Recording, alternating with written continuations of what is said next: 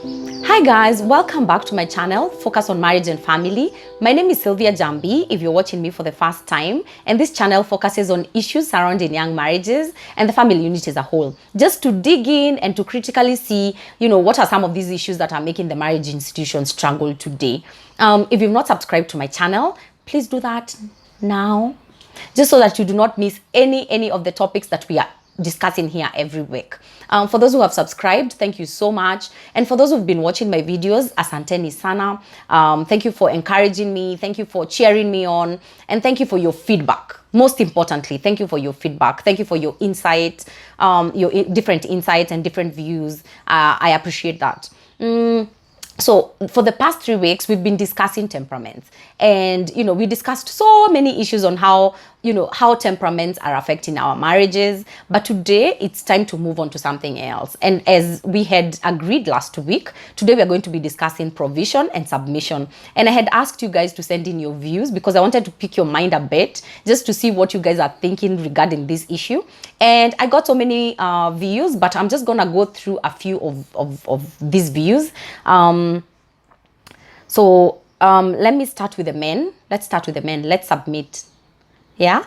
So I got this, there's this view. Hi, Sylvia. I think it's the lack of mentorship from our parents in our marriages, and also the lack of understanding, the difference between the male and the female roles within marriage. That was one view. And there was also this guy who said, I think some women don't submit because they feel that they have good careers and they have big titles, and hence they're independent. So not to mention that some even make more money than their husbands, hence them refusing to submit. And for the men, on the other hand, they refuse to provide because they are not being appreciated, and they're disrespected, and they feel disrespected. It's a ripple effect, if you ask me. That's another view from a guy. And then we also have another guy who said, I think it's a give and take situation. And when the woman feels they're not being provided for or taken care of, then they automatically refuse to submit. Yeah, that's another view from a guy. I didn't have very many views from the men. I don't know why, but those were 3 views that I got from the men. And then let me just quickly read through the views from the women. So there's someone who said that, I think the roles of a husband and a wife are not clearly defined or discussed before marriage. And your upbringing or family background also determines what you bring into the marriage or the relationship. And then there's also someone else who said, for the husband is the head of the wife as Christ is the head of the church. A man is likened to Christ, meaning he ought to love the wife unconditionally. A woman is likened to a church. A church is flawed. A church is also subject to Christ. Hence the submission. A church submits to Christ. So a husband ought to love his wife like his own body. And a woman submits to her husband just like the way a church submits to Christ. Wow, I really like this one. Then there was also another view. How it depends on also how responsible the dad was, who called the shots, and how someone was brought up. A majority of men interpret submission as slavery, so that the woman must and should follow stipulated rules, whether good or bad, without any questions. Women may also fail to submit, either consciously or subconsciously, if they are left and viewed as the heads of the family, that is by paying bills, etc, etc. Also, she also posed a question and asked, could it be the woman is demanding more than the man can afford, thus crushing his self-worth?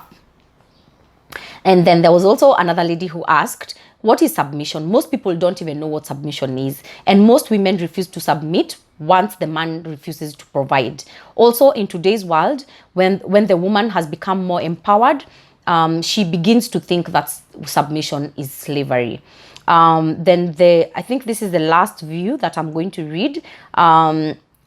People don't understand what submission is.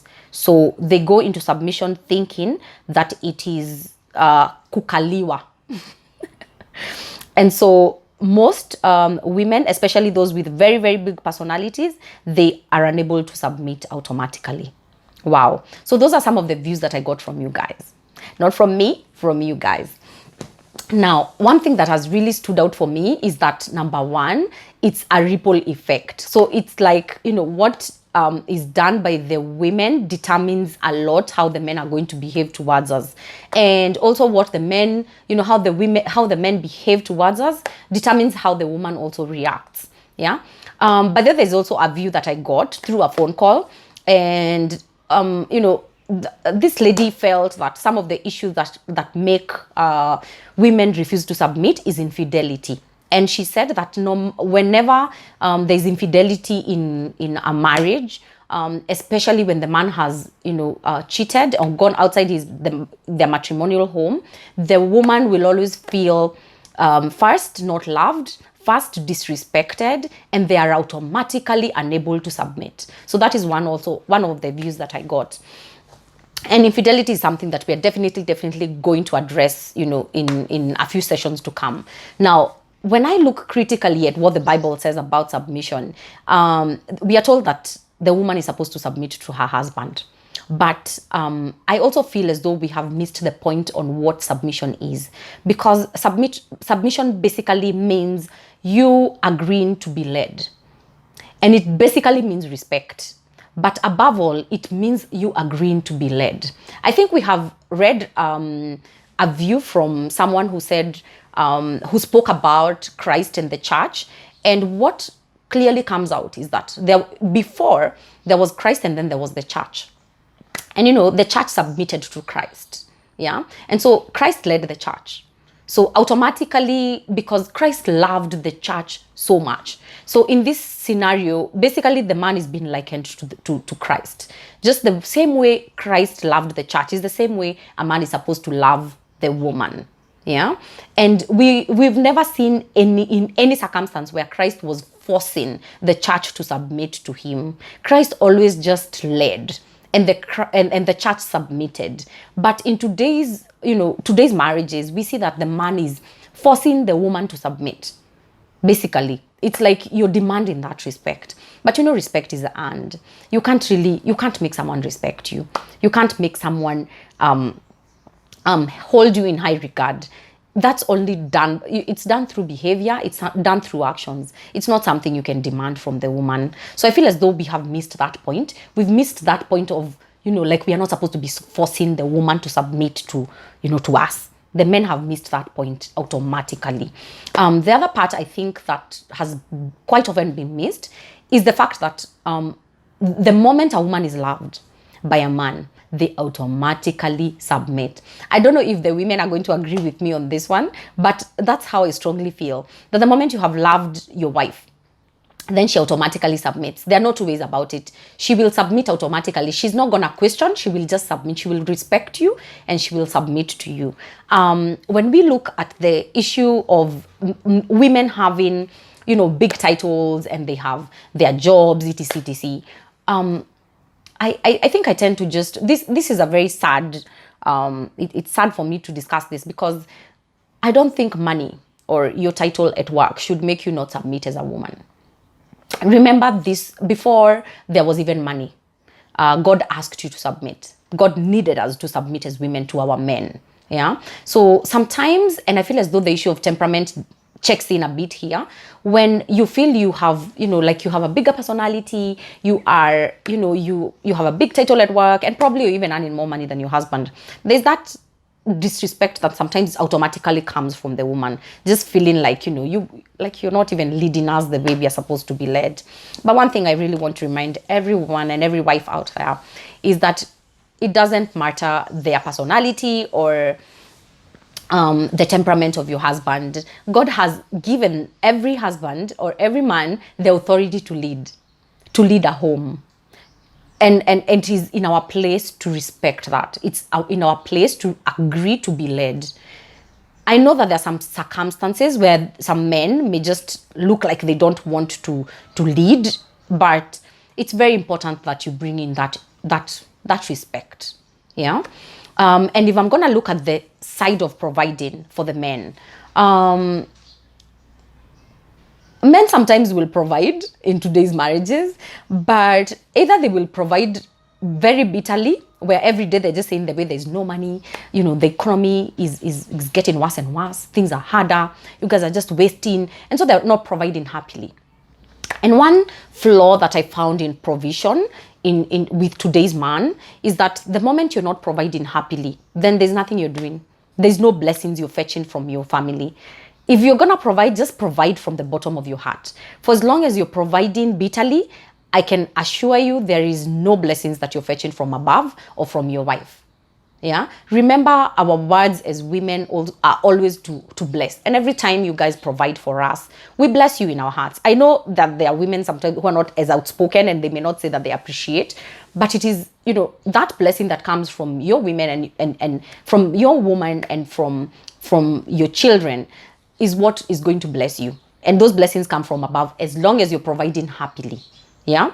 So there's also the issue where men are providing, yes, and a man will, you know, even buy his family a house, provide, and do everything basically money wise. But when it comes to him being faithful to his wife, then it's a tall order. And so men will cheat left, right, and center just because they are providing. And they're like, I mean, I took you on holiday last month. I mean, I'm putting food on the table. I'm paying school fees for the children. I am working so hard. I wake up at 4 a.m. I'm doing so much for this family. Can't you just see that? You're just nagging me, and you're just, your work is to just make me feel unappreciated. But this is what I want to say in regards to that. Remember when I mentioned love? The moment a woman feels unloved and uncared for, the moment a woman begins to suspect that she's not priority, I want to assure you that she will not submit. She will not submit, and she will not appreciate your money. She will not appreciate anything that you're putting on that table for as long as you have refused to respect her and love her. It's because we are very emotional beings. That is how we are wired, and that's the way we are created, to want this love and to want this care and affection. So for as long as we are not getting it, then we find it very difficult to submit. And even if we submit, we run out of that patience to submit. But I want to also urge the women, let's not tire. Let's not tire to submit when we can. Let's submit, because when you play your role, then God finds a way to make your man play his role as well. But marriage is not a battlefield where we come into the battle. It's like, we are coming with our weapons to fight and to see who's gonna win. And so a lot may have been done to us, and we may feel as though we deserve to not submit. But for as long as you're also not playing your role, then I want you to know that, with God, then it's not right. Yeah. So the best way to approach this is for each and everyone to just play their role. And that is how I view it. For us to just go back to the Bible and see, what does it say about us women? Yeah. When I was actually researching through this topic, I actually came across a verse that speaks about, I think it's in Colossians 3, that speaks about men speaking to women with, they're not supposed to speak to women in harsh tones or in a harsh manner. I was surprised, actually, this is in the Bible, but this is happening every day in our marriages where, women will be scolded, etc, etc. But the bottom line is that the rules are there. I remember my dad once told me that I should never be confused about what to do in life or how to live even within my marriage. He told me that the rules are there and the truth is there. And that anytime I'm confused, I should always go back to the Bible and see what it says about that particular issue. That it should always guide me. And so when I was, I was struggling to just see why men are not providing, why is today's woman not submitting. I went back to the same book, to the Bible, to just see what it says about these things. And it is very clear that we are meant to submit as women. And for the man, you're supposed to respect, you're supposed to protect your wife. And when it comes to provision, we are not only talking about money. When we talk about provision, we speak about, that affection, that love, and that care. Yeah, and that protection. Anything, basically, it is you're protecting your woman and your household. So you're providing these things. So it's not about the money. So don't think you can just provide the money and then you're good to go and then you can do whatever you want.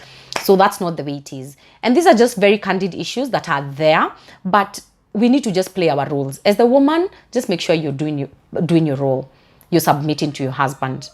And the moment you play your role, I want to assure you that the rest it's a ripple effect, and we give what we get. So let's remember that marriage is not a battlefield. We are not here to fight. We are not here to compete. We are here to complement each other, and we are here as to just bring each other up and to build each other up.